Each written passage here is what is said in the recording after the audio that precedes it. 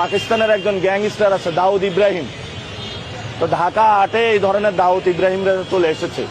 এই কার কথা বলতেছো? নামটা পয়সা বলো তো, কার কথা বলতেছো? ওই বেটা, কার কথা বলতেছিস তুই? আব্বাস উদ্দিন ওরফে মির্জা আব্বাস। বাংলাদেশের সবচেয়ে বড় আলেম আল্লামা মির্জা আব্বাস। খালি উল্টো পাল্টার কথা কয়, মানে পায়ে পাড়া দিয়ে ঝগড়া করতে চায়। আমার বাসায় আপনারা এসে চা খাই যান, চা খান, নাস্তা খান, বিরিয়ানি খান, সব খাবো। জীবনে নিরাপত্তার হুমকিতে আছি। ও যে আগে বলে তুই কই আছিস, ঘরে আয়, তোর দেখে ছাড়বো, এখন বলে বিরিয়ানি খাওয়াবে, এটা বলে ডাকতে চায়। ইনশাল্লাহ জয়ী হয়ে বিরিয়ানি নিয়ে যাবো। এটা এগুলো হলো প্রচ্ছন্ন হুমকি দিচ্ছে, ইনডিরেক্ট হুমকি দিচ্ছে।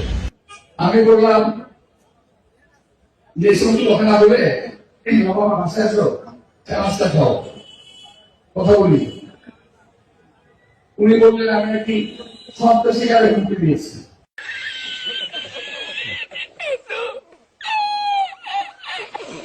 ওনাকে শিক্ষার্থীরা ডিম মেরেছেন, আপনারা বলেন ডিম মারলে কারো কি মাথা ফেটে যায়?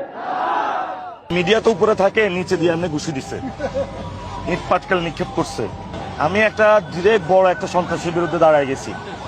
এটা মনে হয় লাইফে আমি ভুল করে ফেলছি।